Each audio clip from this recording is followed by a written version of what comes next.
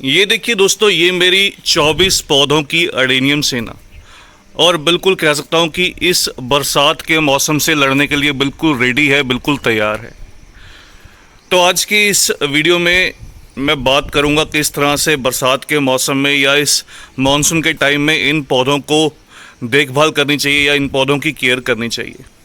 हालांकि इस सेना का मेरे जो दो बहुत ही पसंदीदा सिपाही हैं वो कुछ ये अरेबिकम के पौधे हैं। ये देखिए, ये मेरे पास पिछले 2 से 3 साल से हैं और इस पौधे ने अभी जो फ्लावरिंग है वो स्टार्ट भी की है। लेकिन दुविधा में हूँ, क्या इसको इस सेना का कमांडर बनाना सही है, क्योंकि इसके हाथ में ये देखिए ये तलवार है, साथ में म्यान भी है।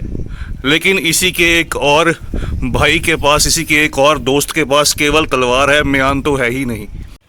और केवल 2 दिन पहले की या 1 दिन पहले की जो बरसात हुई थी, उस बरसात के चलते बहुत से सिपाहियों ने अपने जो रक्षा कवच हैं वो भी गिरा दिए। तो इस मौसम में इन पौधों की किस तरह से देखभाल करनी चाहिए, क्या इनको बरसात में रखना सही है, बरसात का कितना पानी देना या कितनी तेज़ बारिश में इन पौधों को प्लेस करना सही रहता है, आज की इस वीडियो में ये सब शेयर करूँगा। तो वीडियो को पूरा देखिएगा, वीडियो आपको इन्फॉर्मेटिव लगेगी। और मुझे ज़रूर बताइएगा कि कौन सा ऐसा पौधा आपको लग रहा है जिसको इस सेना का कमांडर बनाना चाहिए। क्या वो अरेबिकम के पौधे हैं, या वो ओबिज़म के पौधे हैं, या फिर वो रोज़ी वैरायटी के कुछ पौधे रहेंगे। सबसे पहले आपको इस बात का सुनिश्चित करना बहुत ज़्यादा ज़रूरी है, क्या आपके पौधों की मिट्टी जो है वो वेल ड्रेन्ड है, क्या उनमें पानी देने के कुछ सेकंड्स के बाद जो पानी है वो ड्रेन आउट हो जाता है। अगर ऐसा है तो गर्मी का जो सीज़न रहता है, इन पौधों का ग्रोइंग सीज़न रहता है, और जो बरसात का मौसम है दूसरे सभी पौधों की तरह ये भी पौधे अपनी नई ग्रोथ करते हैं और अच्छे से ग्रोथ करते हैं। और जो एक ख़ास बात रहती है वो ये कि बरसात के मौसम में इन पौधों का जो कॉर्डेक्स है वो बड़ा होने लगता है, वो अपना जो साइज़ है वो इंक्रीज़ करने लगता है। इससे आपको एक बात तो पता चल जाएगी कि दूसरे सभी पौधों की तरह इनको भी बरसात चाहिए, इनके लिए भी बरसात का जो पानी है वो बहुत ज़्यादा ज़रूरी है। लेकिन ये एक सक्कुलेंट कैटेगरी के प्लांट्स हैं जिनकी स्टेम्स में या रूट्स में या इस तरह से कॉर्डेक्स के अंदर कह सकता हूँ जो मॉइस्चर है या पानी है वो स्टोर रहता है। इसलिए एक्सेस मॉइस्चर या एक्सेस पानी इन पौधों को नुकसान दे सकता है, इनकी जड़ों में फंगस लग सकता है, इनका रूट रोट हो सकता है।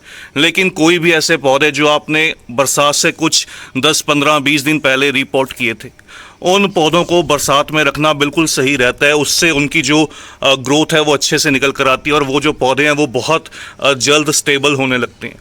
कई बार आप नोटिस करते हैं आपके जो पौधे हैं वो कुछ हल्के से प्रेस होते हैं, तो वो डिहाइड्रेशन रहता है, पौधों में पानी की कमी। पिछले कुछ समय से हमारे इस एरिया में गर्मी बहुत ज़्यादा थी, तो पौधे अक्सर सुबह पानी के देने के बाद शाम तक बिल्कुल ड्राई हो जाते थे, और एक दिन पानी ना देने से ये डिहाइड्रेशन का शिकार होते थे, इनमें पानी की कमी रहने लगती थी।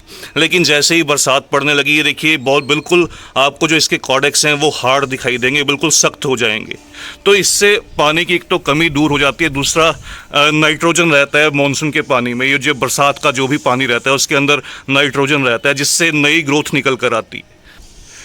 तो सबसे पहली बात, अगर आपके पौधों की मिट्टी वेल ड्रेन्ड है तो आप इनको बरसात में रख दीजिए। लेकिन फिर भी मैं ये कहना चाहूँगा कि अगर आपके एरिया में कुछ 3 से 4 दिन की लगातार बारिश होती है, या गूगल मैप आपको सजेस्ट करता है कि बारिश बहुत ज़्यादा आने वाली है, तो आप कोशिश कीजिए इन पौधों को कुछ सेमी शेड देने की, ऐसी जगह देने की जिसके ऊपर शेडेड प्लेस रहे, जहाँ पर ये बहुत तेज़ या कह सकता हूँ तूफ़ानी बारिश से बच सके। फिर दूसरी बात आती है, कोई भी ऐसे पौधे जिनको आपने मॉनसून से कुछ समय पहले जिनकी स्टेम प्रूनिंग की है या रूट प्रूनिंग की है और अभी वो पूरी तरह से स्टेबल नहीं हो पाए, तो आप कोशिश कीजिए उस प्लांट को इस बारिश से दूर रखिए, उनको आप वहीं पर प्लेस कीजिए शेडेड प्लेस में, जहाँ पर सीधा बारिश का असर ना पड़े, और उन पौधों को अपने हिसाब से पानी दीजिए, क्योंकि बहुत चांसेस रहते हैं जहाँ से भी आपने पौधे को ऊपर की साइड से कट किया है, अगर इसके ऊपर डायरेक्ट जो बारिश का असर पड़ेगा तो ये पौधे फंगस का शिकार हो जाएंगे। तीसरा, अगर आपके पास कुछ सीडलिंग्स हैं, एडेनियम की सीड्स ग्रोन प्लांट है जिनको आपने सीड से रेडी किया है, जैसे इस तरह से देखिए इसके पौधे के भी जो सीड्स हैं वो कुछ ही समय में मैच्योर हो जाएंगे और इनसे कई नए पौधे तैयार किए जा सकते हैं। तो इस तरह से अगर आपके पास कुछ छोटी सीडलिंग्स हैं, अभी उनकी एज कुछ 1-2 मंथ की है या बहुत कम एज की है या 4 से 6 मंथ की है, तो उनको भी आप बहुत तेज़ बारिश से है वो दूर रखिए, उनको भी जो बारिश है वो कुछ नेगेटिव रिजल्ट दे सकती है। इसके अलावा जो एक बात और नोटिस करने वाली रहती है वो ये कि बारिश के मौसम में अक्सर धूप बहुत कम रहती है। अगर लगातार कुछ बारिश चलती है तो धूप बहुत कम निकलती है। बहुत से कमेंट्स आते हैं क्या फर्टिलाइज़र देना सही रहता है पौधों को। तो उस समय पर अगर आप प्लांट्स को फर्टिलाइज करते हैं तो जो भी प्रोसेस रहता है, जो भी फूड मेकिंग का जो प्रोसेस रहता है, पौधों का फोटोसिंथेसिस का प्रोसेस रहता है, वो सभी का सभी सनलाइट में जो है वो कंप्लीट किया जाता है। तो सनलाइट की कमी से अगर आप पौधों को फर्टिलाइज करेंगे तो मोस्टली चांसेस रहते हैं पौधों पर उसका जो नेगेटिव रिजल्ट दिखाई देगा।